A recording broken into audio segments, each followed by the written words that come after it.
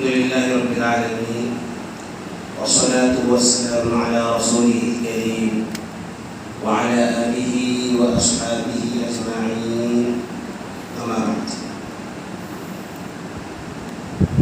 فأعوذ بالله من الشيطان الرجيم. بسم الله الرحمن الرحيم. ألف لام ميم ذلك الكتاب لا ريب فيه هدى للمتقين. سب سے پہلے تو اس کتاب والی جو آیت ہے قرآن کی سورہ بقرہ کی دوسری آیت، الف لام میم پہلی آیت، وذالک الکتاب لا ریب فیہ ھدی للمتقین، یہ دوسری آیت. تو اس کا ترجمہ کر لیتے ہیں پہلے انشاءاللہ. میں لفظی ترجمہ کر دوں. ذالک الکتاب، ذالک یہ، الکتاب کتاب، یہ کتاب، لا نہیں ہے، ریب کوئی شک، فیہ اس میں، یہ کتاب نہیں ہے کوئی شک اس میں. یہ لفظی ترجمہ ہے. اور جب ہم اس کو ترجمہ اردو میں سلیس انداز میں کرنے جائیں گے تو اس کا ترجمہ ہوگا کہ اس کتاب میں کوئی شک نہیں ہے. یا دوسرے الفاظ میں یہ ایسی کتاب ہے جس میں کوئی شک نہیں ہے. یہ ترجمہ بھی اردو میں کیا جا سکتا ہے. تو لفظی ترجمہ کیا ہے؟ ذالک یہ، الکتاب کتاب، یہ کتاب، لا نہیں ہے، ریب کوئی شک، فی اس میں،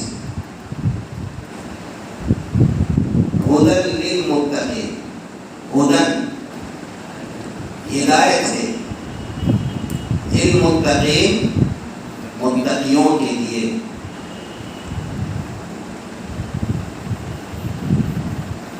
ترجمہ آپ کرو.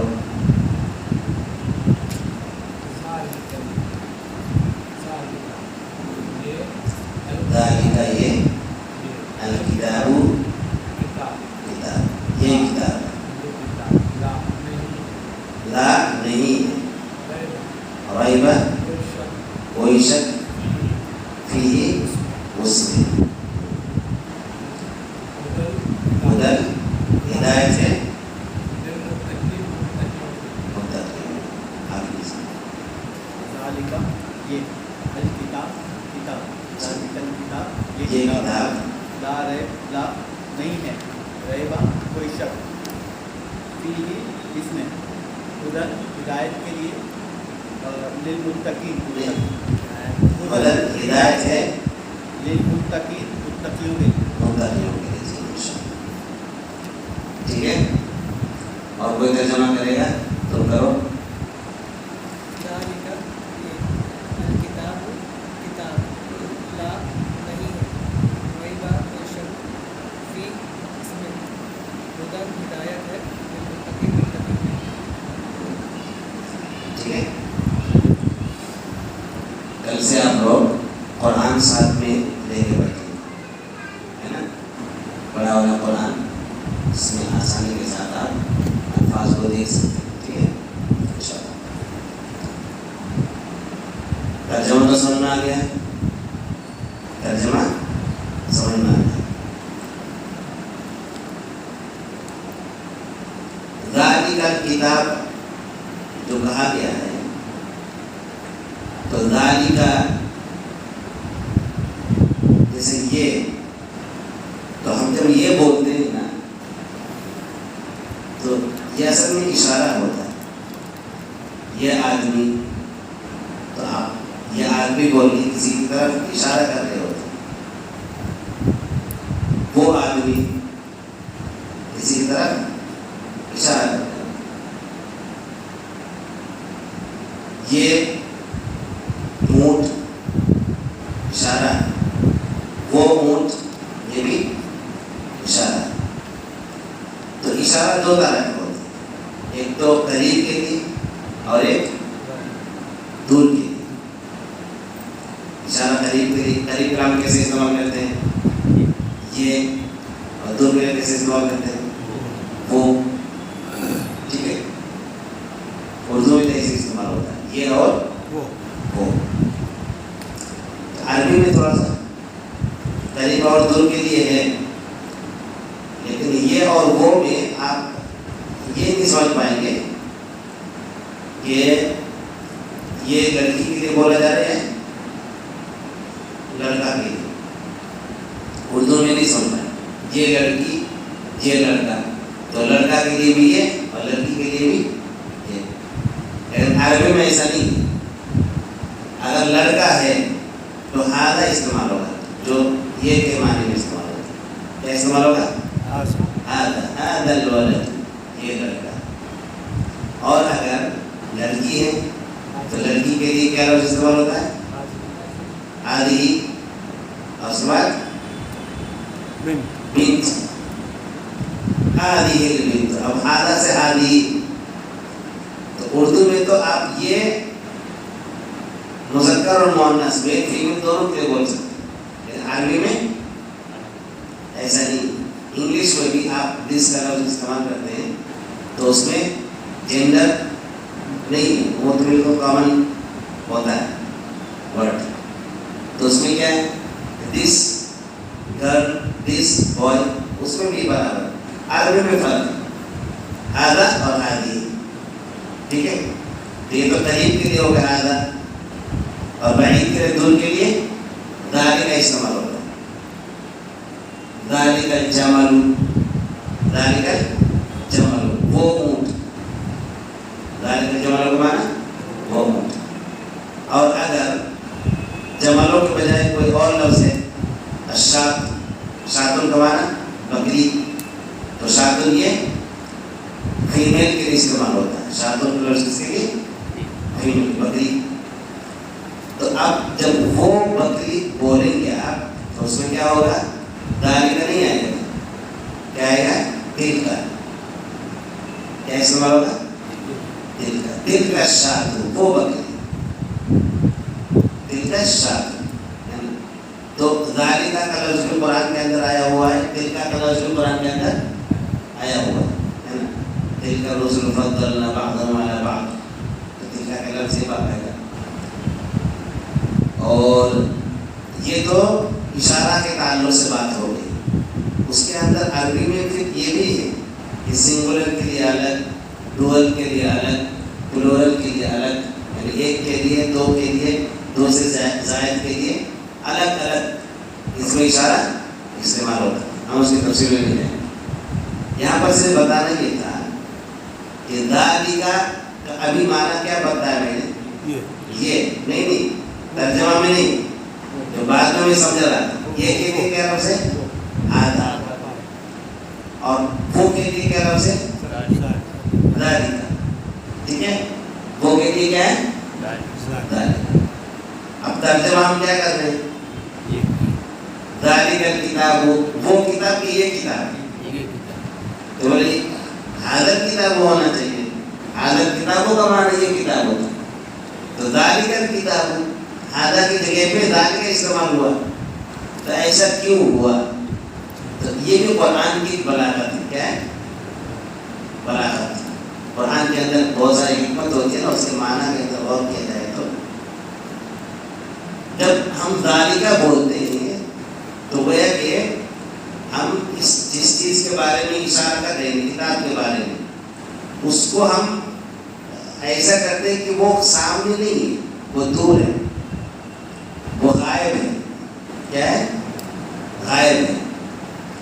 تو چونکہ مشرکین قرآن کے اللہ تعالیٰ کی طرف سے نازل ہونے کا انکار کرتے ہیں, کہتے تھے نہیں اللہ کی طرف سے نہیں,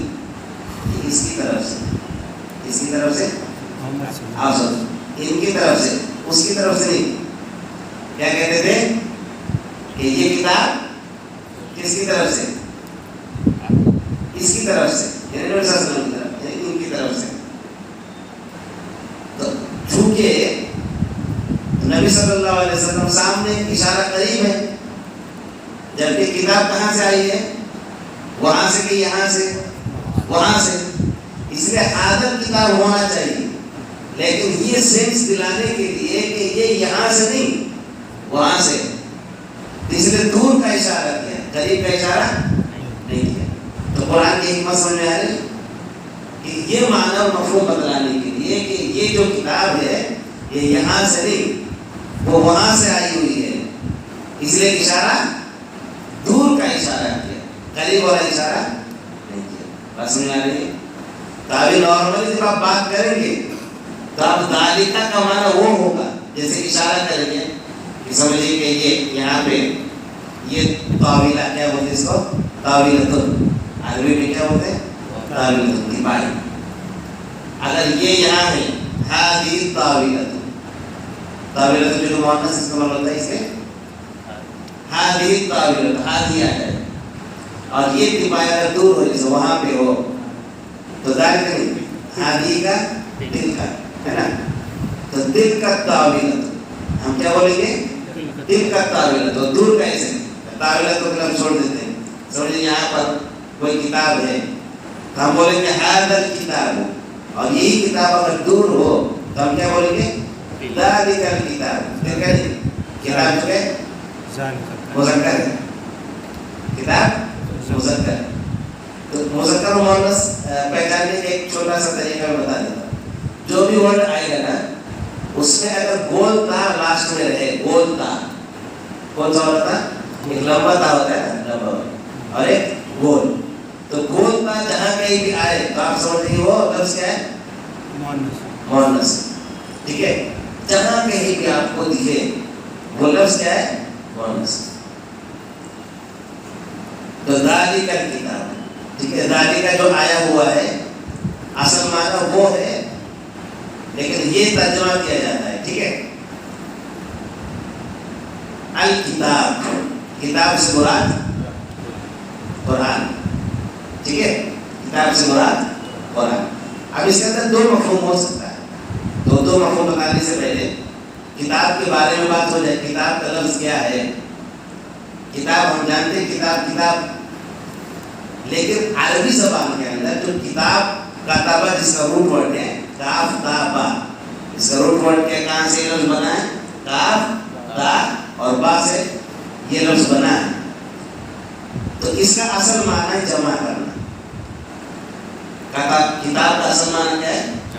جمع کرنا. تو کتاب کا معنی ہے کہ جس کے اندر جمع کی گئی، جس کے اندر جمع کیا گیا ہو. کس چیز کو؟ الفاظ کو. تو چونکہ کتاب کے اندر الفاظ کو جمع کر دیا جاتا ہے اس لیے کتاب کو کتاب کہا جاتا ہے. یعنی ایسی چیز جس کے اندر الفاظ کو جمع کر دیا گیا. تو اصل میں عربی میں کتابہ کا جو لفظ ہے جس سے کتاب بنا ہے یہ جمع کرنے کے معنی میں استعمال ہوتا ہے. ٹھیک ہے، اب جب کہا گیا کہ یہ کتاب، تو یہ کتاب سے دو مفہوم ہو سکتا ہے. ایک تو یہ کہ جو اس وقت یہ آیت نازل ہوئی اس سے پہلے تو بہت ساری سورہ نازل ہو گئی تھی اور بہت ساری سورہ نازل ہونا باقی بھی تھی. یہ جو سورہ بقرہ ہے یہ مدینہ کی ابتدائی صورتوں میں سے. آپ صلی اللہ علیہ وسلم جب مدینہ گئے تو ابتدائی جو صورتیں نازل ان میں سے ایک سورہ بقرہ ہے. تو مدینہ کے ابتدائی دور میں پورا قرآن تو نازل نہیں ہوا تھا. تو ایک مفہوم یہ ہو سکتا ہے کہ اس وقت جو کتاب نازل ہوئی تھی اللہ تعالیٰ کی طرف سے اور لکھ دی گئی تھی تو اشارہ اس کی طرف، اشارہ جو ہم کریں گے تو اشارہ باقاعدہ وہ چیز ہونی چاہیے نا کہ بھائی اس چیز کی طرف آپ اشارہ کر دیں، ہے نا. اس کتاب کتاب کی طرف، تو وہ چیز ہونی چاہیے. ایک مفہوم تو یہ ہے کہ جو کہ وحی نازل ہو گئی تھی اور اس کو لکھ دیا گیا تھا، تو یہ کتاب بول کر وہی جو کتاب جو قرآن کے اندر نازل ہو کر کے لکھا جاتا تھا وہ مراد ہے. ٹھیک ہے، ایک مفہوم تو یہ. اور دوسرا مفہوم کیا ہے کہ وہ تو مراد ہے ہی، مستقبل میں جو نازل ہونے والا تھا قرآن وہ بھی مراد ہے اس کتاب سے. ذالک کتاب، اس کے اندر کوئی شک نہیں ہے. اس کا یہ مطلب نہیں کہ اس آیت کے نازل ہونے سے پہلے جو قرآن نازل ہوا اس میں شک نہیں ہے، اور بعد میں جو نازل ہوا اس کے اندر شک ہو بھی سکتا ہے، ایسی کوئی بات نہیں. تو ایک دوسرا مفہوم کیا ہے کہ اس آیت کے نازل ہونے سے پہلے جتنی صورتیں اور آیتیں نازل ہوئی وہ تو مراد ہے ہی ہے، اور مستقبل میں جو نازل ہونے والی ہے کتاب میں آیتیں وہ بھی مراد ہے. تو بولے اشارہ بھی کیسے کیا جا سکتا ہے؟ کوئی چیز ہے نہیں. اشارہ جب کوئی چیز ہے تو اس میں اشارہ ہوگا نا. اور جو مستقبل میں آیتیں نازل ہونے والی وہ تھی اس وقت جب یہ آیت نازل تھی اس وقت نہیں تھی نا، تو پھر اس کی طرف اشارہ کیسے ہو سکتا ہے؟ تو اس کا جواب یہ ہے کہ اگرچہ کہ وہ فزیکلی طور پر نہیں تھا لیکن ذہن میں وہ بات موجود تھی کہ قرآن کو اللہ رب العالمین نازل کرنے والا ہے اور مکمل کرنے والا ہے.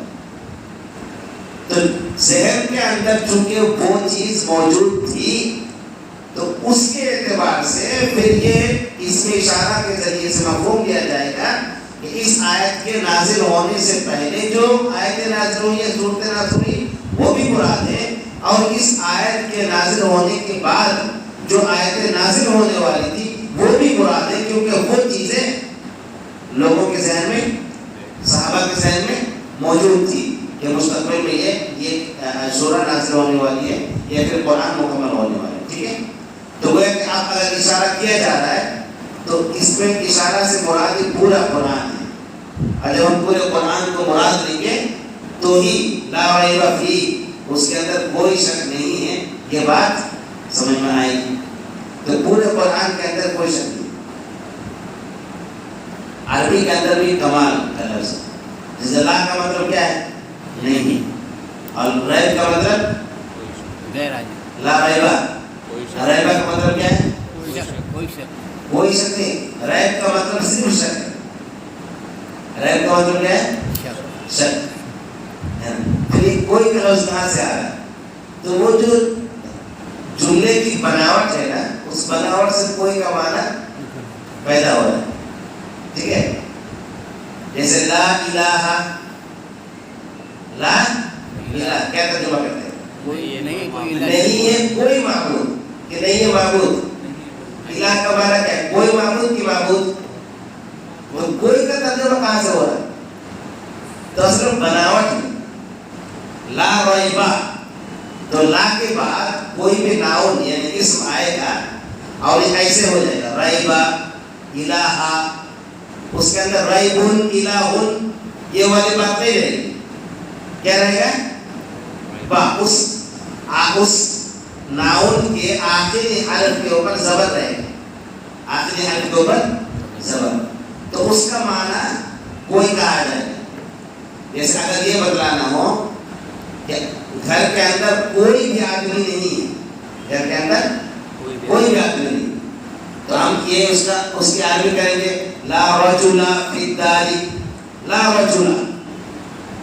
تو رجل یہ جو لا کے اوپر زبر آیا ہوا ہے، ریبہ با کے اوپر زبر آیا ہوا ہے، لا الہ ہا کے اوپر زبر آیا ہوا ہے. تو لا کے آنے کے بعد جب اس طرح سے اس ناؤن کی بناوٹ آ جاتی ہے تو اس کے اندر یہ کوئی کا معنی آ جاتا ہے. ٹھیک ہے، تو اب اردو میں کوئی کا لفظ باقاعدہ کاف، واو، حمزہ یا بولنا پڑ رہا ہے نا، لیکن عربی میں بولنا نہیں پڑتا ہے. عربی میں وہ بناوٹ سے ہی سمجھ میں آ جاتا ہے کہ اس کے اندر کوئی کا معنی چھپا ہوا. اور جب کوئی کا لفظ ہم لگاتے ہیں تو اس کے اندر تاکید پیدا ہوتی ہے. مطلب کیا ہے؟ مطلب یہ ہے کہ شک والی کوئی بھی چیز، شک کے قبیل سے جو کچھ بھی شک ہو سکتا ہے. شک کیا ہے؟ شک شک جو ہے نا بہت سارے اس کے مرحلے ہو سکتے ہیں. شک کا ایک کمزور مرحلہ بھی ہو سکتا ہے, تھوڑا بہت دل کے اندر تھوڑا بہت شک ہے, زیادہ نہیں. اور کسی کو شک میں بالکل ڈوبا ہوا ہے, ایسا بھی ہے. کوئی تو شک بھی ہے, یقین بھی ہے, تھوڑا بیچ میں شک کی یہ حالت بھی ہو سکتی ہے. اور شک کی ایک حالت یہ بھی ہو سکتی ہے کہ بالکل آخری پورے طور پر انسان شک میں. ٹھیک ہے, تو اب یہ شک کی الگ الگ جو حالتیں ہو سکتی ہے نا انسان کی. جب ہم یہ کہتے ہیں کہ کوئی شک نہیں, تو مطلب شک کی کوئی گنجائش نہیں, نہ اتنی سی نہ اتنا سا, کچھ بھی شک کی قرآن کے اندر گنجائش نہیں. تو اس میں جب لا ریبہ جو بناوٹ ہے, تو اس کے اندر بھی عربی زبان کے اندر بہت اس کی حکمت ہوتی ہے, اور حکمت یہ ہے جو میں نے بتایا. ٹھیک ہے, شک میں کئی چیزیں ہوتی ہیں. ایک شک وہ ہے کہ انسان شک کر رہا ہے لیکن اتنا ٹینشن نہیں لیتا. شک کر رہا ہے لیکن ٹینشن نہیں لیتا. ٹھیک ہے, اور ٹھیک ہے شک کر رہا ہے, وہ اپنے میں مگن ہے. ایک شک یہ ہے, اور ایک شک یہ ہے کہ شک کرنے کے ساتھ ساتھ وہ ٹینشن میں رہتا ہے. شک کرنے کے ساتھ ساتھ ہوتا ہے نا, کیوں وہ وہاں پہ کیوں گیا تھا, اس نے یہ بات کیوں بولی, اور دن بھر اسی ٹینشن میں رہتے ہو. ایسا ہوتا ہے نہیں ہوتا کبھی کبھار, کیوں بولی اس نے یہ بات, کیوں کہا, ہے نا. ہاں ایسا ہوا ہوگا نا, ہوتا ہے, ہوا ہوگا, سب کے ساتھ ہوتا ہے. ایسا کبھی ایسا ہو جاتا ہے نا, تو شک تو ہوتا ہی ہے. انسانی دماغ میں شک تو ہوتا ہے, پھر ٹینشن بھی رہتا ہے. اسی میں کھا رہے ہو پھر کوئی سوچ رہے ہے نا, نماز میں پھر بھی کیوں ایسا ہوا. تو شک کے ساتھ ساتھ کیا ہوتا ہے, ٹینشن ہوتا ہے. لیکن شک کے ساتھ ساتھ ٹینشن والی بات ہے, اسی پر رہتا ہے. ورنہ شک کا لفظ عربی میں استعمال ہوتا ہے. جو شک ہم اردو میں استعمال کر رہے ہیں نا, اصل میں عربی زبان کا لفظ ہے. تو شک کا لفظ بھی استعمال ہوتا ہے, لیکن ریب کا معنی کیا ہے کہ شک کے ساتھ ساتھ انسان ٹینشن میں رہے. ٹھیک ہے, اب جب قرآن کے بارے میں کہا جا رہا ہے کہ کوئی شک نہیں ہے, مطلب یہ ہوتا ہے شک کے ساتھ ساتھ ٹینشن, لیکن اس کا الٹا کیا کرو گے, پورا اطمینان ہے قرآن میں.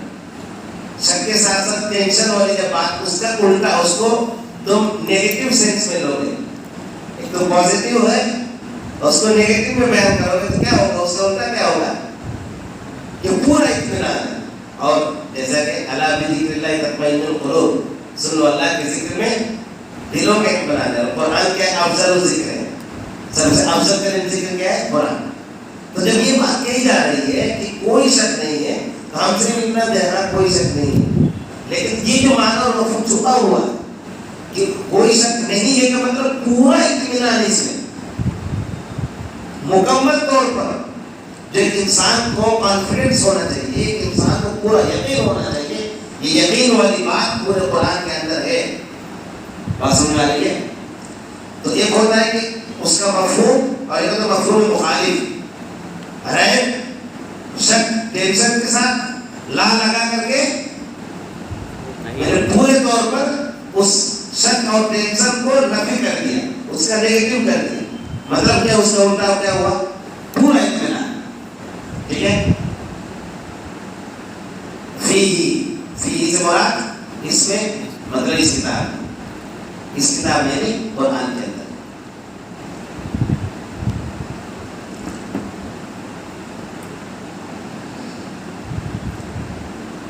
ذالک الکتاب لا ریب فیہ, شک نہیں.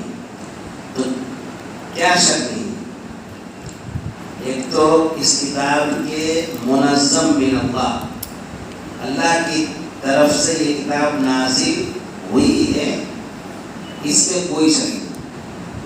یہ اللہ ہی کی طرف سے نازل کرتا ہے, اس میں کوئی شک نہیں. اور اس کتاب کے اندر جو باتیں بیان کی گئی ہیں, کوئی ایسی بات شک والی ہے ہی نہیں. شک کا الٹا کیا ہے, شک کا الٹا کیا ہے, شک کی ضد کیا ہے, اپوزٹ. یقین، اور دوسرے لفظ میں اس کو علم کہا جاتا ہے. کیا کہا جاتا ہے؟ علم. علم کا دوسرا نام یقین. علم کا مطلب کیا ہے؟ جانکاری. تو انسان کے پاس جانکاری کا مطلب کیا ہے؟ یقین کے ساتھ جانکاری ہے تبھی وہ علم ہے، ورنہ یقین نہیں ہے جانکاری میں تو اس کو علم نہیں کہیں گے. کیا کہیں گے؟ کئی طرح کے نام ہیں. اس کو ظن کہیں گے. ظن کا مطلب گمان. گمان ہے بس. کیا ہے؟ گمان ہے. اور دنیا کے اندر جتنی بھی گمراہیاں ہیں نا تو یہ گمان پر سب ہے. ہاں ہوگا بھگوان، ہوگا کوئی بھگوان. گمان. یقین ہے ان کے اعتبار سے یقین ہو سکتا ہے، لیکن حقیقت تو کیا ہے؟ گمان کی ہوئی. کیونکہ ان کے پاس جو دلیل ہے وہ دلیل علم کی بنیاد پر نہیں ہے. علم کی بنیاد پر دلیل اگر ہو تو اس کے اندر یقین ہوتا ہے. ان کے پاس دلیل علم کی بنیاد پر نہیں، گمان کی بنیاد پر ہے. اور گمان کے تعلق سے قرآن کے اندر تو بہت زیادہ بیان ہوا ہے نا. قرآن کے اندر گمان کے حوالے سے بہت زیادہ. سورہ دور کی تلاوت کرو، اس کے اندر گمان کے بارے میں کہا گمان تو کوئی فائدہ نہیں پہنچا سکتا. گمان کوئی فائدہ نہیں پہنچا سکتا. تو جو گمان ہے یہ علم کے منافی یا علم کا ضد ہے. اسی طرح سے علم کا ضد کیا ہے؟ شک. علم کی ضد کیا ہے؟ شک. آپ شک کر رہے ہو، شک کا مطلب یقین کا الٹا، تو وہ علم ہو سکتا ہے، علم نہیں ہو سکتا. ایسے علم کی ضد جہل بھی ہے. جہل کیا ہے؟ مطلب یہ ہے کہ یہ موبائل ہے، یہ موبائل. اب ایسے اگر رہے، ایسے کور ہے سمجھے، تو ہو سکتا ہے کہ اس کے اندر موبائل ہو بھی نہیں بھی ہو. تو شک ہے. ایک شخص ایسا ہے کہ اس کو پتا ہے کہ اس کے اندر موبائل ہے، تو اس کو علم بولے. اس کی جانکاری کس چیز پر مبنی ہے؟ علم پر مبنی ہے. اور ایک صرف اوپر دیکھ رہا ہے، اس کو گمان ہو رہا ہے کہ نہیں ہو سکتا ہے، اس کو گمان ہو رہا ہے. اور ایک ایسا ہے کہ اس کو کہا گیا ہے لیکن وہ شک و شبہ میں مبتلا ہے. ہو بھی سکتا ہے، نہیں بھی ہو سکتا ہے، شک و شبہ میں. اور ایک یہ ہے کہ یہ کیا چیز ہے اس کو پتہ ہی نہیں. سمجھے کہ 100 سال پہلے کا کوئی آدمی آ جائے، یہ پڑا ہوا رہے اور سامنے سے دیکھے، اس کو پتا چلے کیا ہے. تو وہ جو آدمی کے پاس ہے اس کو جہل بولے گی. کیا بولے گی؟ جہل مطلب جہالت سے. جہل جو ہے لفظ بہت علم کا الٹا ہے. تو علم کا الٹا کیا ہے؟ جہل بھی ہے. علم کا الٹا شک بھی ہے، اور علم کا الٹا گمان بھی ہے. ٹھیک ہے. تو اب یہ ہے کہ قرآن کے اندر جو کچھ بھی بیان ہوا ہے وہ سب کے سب یقین اور علم پر مبنی ہے. شک والی کوئی بات قرآن کے اندر نہیں بیان ہوا ہے. اللہ موجود ہے، اللہ موجود ہے. اس بات کو قرآن کے اندر جو بیان ہوا ہے نا عقلی دلائل کے اعتبار سے، وہ ایسا ہے کہ انسان اگر اپنی عینت، تعصب کی عینت کو سب کچھ چھوڑ کر کے صرف اس کے اندر غور و فکر کرے تو خود بخود اس کو احساس ہوگا کہ ہاں واقعی معلوم اللہ موجود ہے. ورنہ یہ کائنات کیسے چل رہا ہے؟ کس کے اشارے سے، کس کے حکم سے، کس کے انتظام سے، کس کی تدبیر سے؟ بات ہے نا ہمارے ایک جب تک ہم بٹن نہ دبائے تب تک پنکھا نہیں چل سکتا ہے. ریموٹ جب تک اس کو آن نہ کریں ایسی نہیں چل سکتی. لیکن اتنی بڑی کائنات بغیر کسی ریموٹ کنٹرولر کے چل رہا ہے. ایسا ہو سکتا ہے؟ تو ہمارے عقل کیا کہے گی؟ نہیں ایسا نہیں ہو سکتا. تو اللہ موجود ہے. تو یہ دلیل تو قرآن کے اندر بہت زیادہ تھی. تو یہ علم پر مبنی ہے، ایسے ہی ہوا میں بات نہیں کی گئی ہے. تو قرآن کے اندر جو کچھ بھی بیان ہوا ہے وہ سب کیا ہے؟ علم پر مبنی ہے. تو جب ہم یہ بات کہتے ہیں کہ ذالک الکتاب، قرآن کے اندر یہ کہا گیا ہے کہ ذالک الکتاب یہ ایسی کتاب ہے جس کے اندر کوئی شک و شبہ نہیں ہے. ایک مطلب تو یہ ہے کہ اللہ کی طرف سے نازل ہونے میں کوئی شک و شبہ نہیں. دوسری یہ کہ اس کے اندر جو کچھ بھی باتیں بیان ہوئی ہے وہ ایسی باتیں اس کے اندر ذرہ برابر بھی شک نہیں کی جا سکتی. ٹھیک ہے. جب ذرہ برابر بھی شک نہیں کیا جا سکتا ہے تو اس کا مطلب یہ ہے کہ آپ کو پورے طور پر اس کے اندر اطمینان ملے.